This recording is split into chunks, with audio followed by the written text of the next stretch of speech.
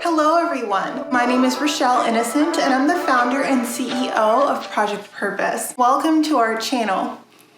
Our community is focused on fostering the intellectual and character development in children. We do this through our parent-child workshops that are focused on 4 themes: autonomy, self-efficacy, compassion, and self-concept, in order to cultivate grit, perseverance, and resilience in each child. And we are thrilled to be offering one of the first of its kind digital, virtual, and continuous learning environments, enabling parents and children to connect from all around the world. At Project Purpose, our overarching mandate is to renew and rebuild family, community, and relationships. Our different platforms provide us with an opportunity to have discussions on all topics that relate to family, community, and relationships with ourselves as well as with others, with a primary focus on mental health and education. More precisely, the ways that the institutions of mental health and education play a role and have played a role in our societies at large. These discussions and debates provide us with an opportunity to think critically about what needs to change within these structures for us to live up to our bold slogan: support, protect, and empower each child through youth-focused development, better known as leadership in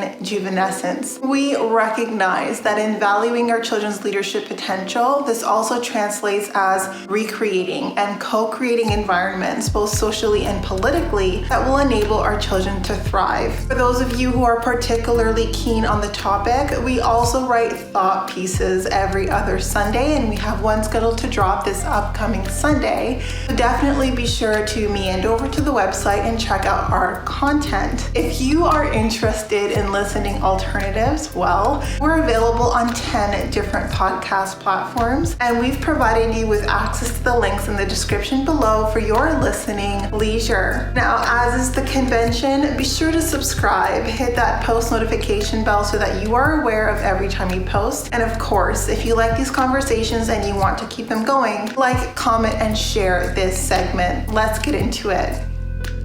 Allô tout le monde. Hello everyone. I hope everyone is doing well. For those of you who are new, we cover topics that relate to mental health, mental wellness, and education on a week-by-week basis. And today our topic of discussion is education. And what I want to talk about as it relates to education is energy management. Now, I've talked about energy management in a more practical sense, but here I want to provide the argument for why energy management is a critical life skill.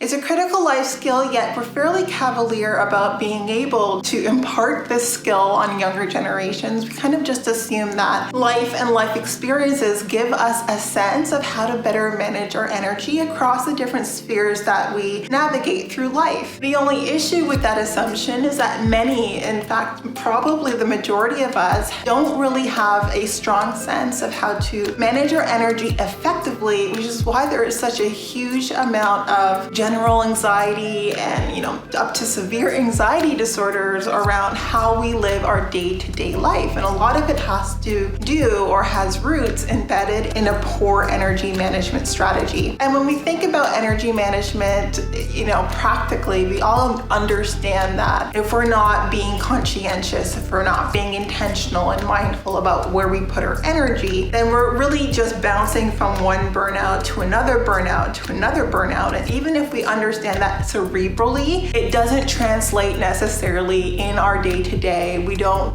take it into consideration as we're thinking about the different areas that we are investing our time and energy in. So what I'd like to do is impart what I believe are the core fundamentals, so 4 core fundamental principles that will enable us to effectively manage our energy better, and it will provide us with the appropriate building blocks required in order to continuously develop the muscle to manage our energy more effectively in order to decrease the anxiety that comes with day-to-day living with multiple hats, because the majority of us wear at minimum 3 to 4 hats in our day-to-day lives, and that's not going to change anytime soon. So I think what needs to change are the principles by which we live by that will enable us to manage our energy more effectively as we course through the day-to-day. So without any further ado, let's jump into my 4 core principles that will enable us to have more effective energy management strategies moving forward. The first of my 4 core principles is let the energy you get be a mirror of how much energy you should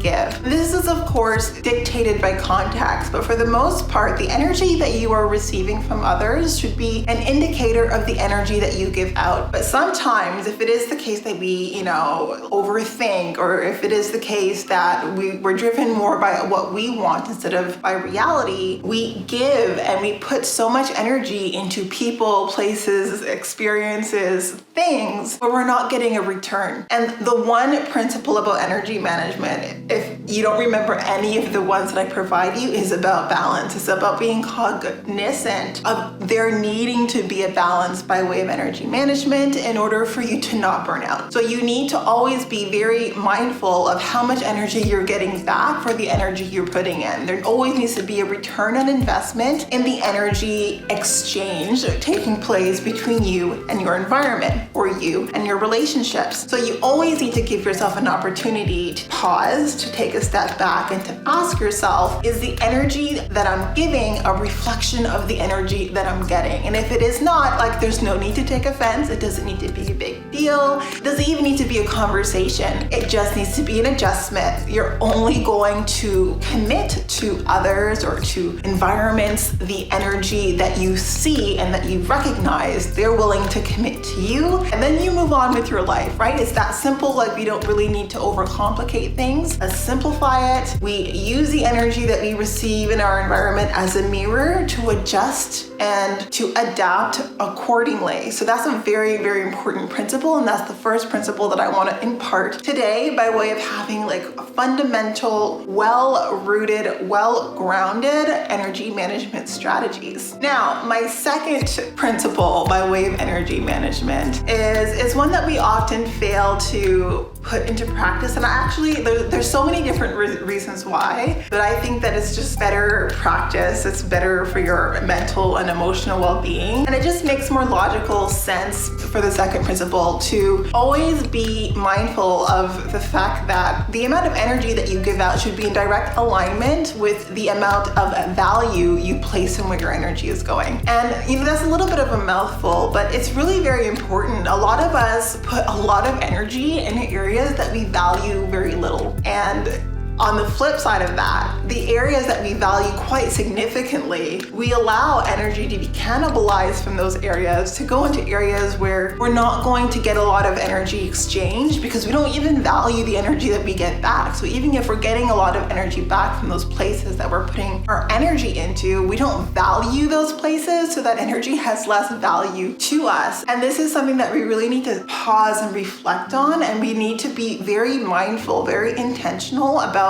making sure that we only give as much energy as how much it is that we value those specific areas in life. And for the areas that we don't value a whole lot, if those areas take a significant amount of energy from us, then we need to make some lifestyle adjustments fairly rapidly, because burnout happens when we put too much energy in areas where we're not getting energy back, and burnout happens when we're putting too much energy in areas where we don't even value the energy that we get back. So it's very important that when you think about how much energy you're expending, you're thinking about, well, how much energy should I actually be expending just based on how much I value this area or this facet in my life. I think that's very important. And my second core principle for effective energy management, for you to take on and continue to develop that muscle so that you can be better at managing your energy and where you put your energy and how much energy that you place in different arenas in your life. All right, so that brings us to our third core principle. And again, if you incorporate all of these 4 principles, I'm telling you, you've provided yourself with the adequate foundation to have an effective energy management strategy to enable you to live your life fully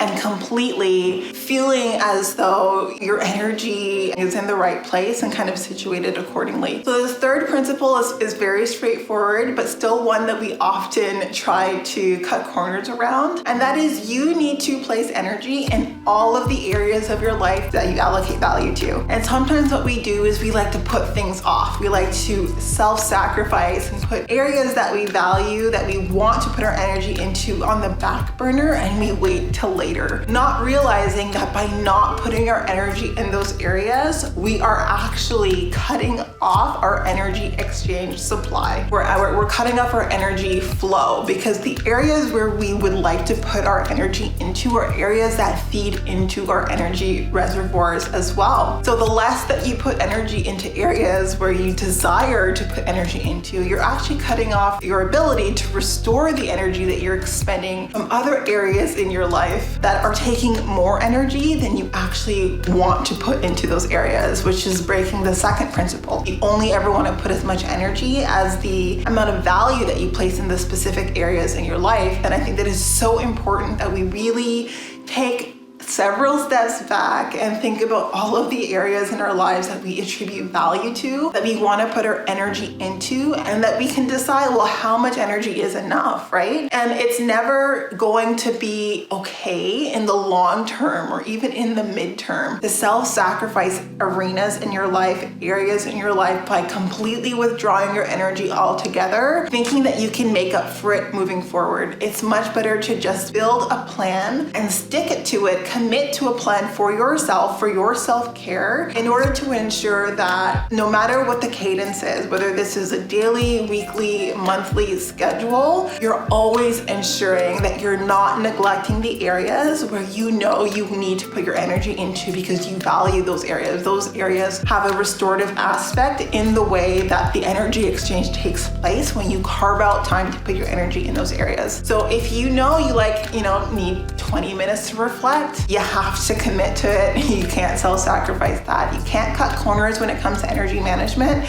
Anytime you cut corners, you're compromising your sense of well-being. Anytime you cut corners, you're compromising on your mental health. So there's a lot at stake. I think there's a lot at stake when you cut corners by way of your energy management strategy, and when you try to rationalize why it's okay to put things on the back burner that really do mean a lot to you. And I'm here to say, that's just not going to help you out in the long run. And in the long run, it's better to just take a step back and think about, well, how do I build out a schedule that ensures that I'm always reserving energy for the areas in proportion to the amount of value that I place on those areas. And I'm doing that consistently throughout the course of whatever the routine might be, daily, weekly, monthly, up to you, but you're being consistent and you're not compromising. And this brings us to our last point. It really just flows into it, and that's placing boundaries and putting restrictions on people's access to your energy. And that's really the hardest part. I think we can all create really great energy management strategies, but a lot of the times we allow people to kind of infringe on our strategies, to impose, to cannibalize on our strategies. And it's about cultivating the language, the confidence to be able to support and defend where we know we need to put our energy for our mental and our emotional well-being. And this is why I think energy management is a critical life skill, because of the impact that it has on our quality of life. It is actually very significant. And a lot of the times when we talk about energy management, and we talk about self-care, and we talk about, reflection and mindfulness, we think that this is like a yogi subculture, and it's not. This is something that is just so necessary for all of our mental wellness, for all of our mental health, which is why I consider it to be a life skill. This is something that we need to formally educate our children on. This is something that we need to formally educate ourselves on. Yet somehow we miss the mark. We kind of assume that something as important as energy management is something that we'll figure out over time. And a lot of us haven't learned those lessons. A lot of us haven't figured it out. And as a result of that, our quality of life has been severely,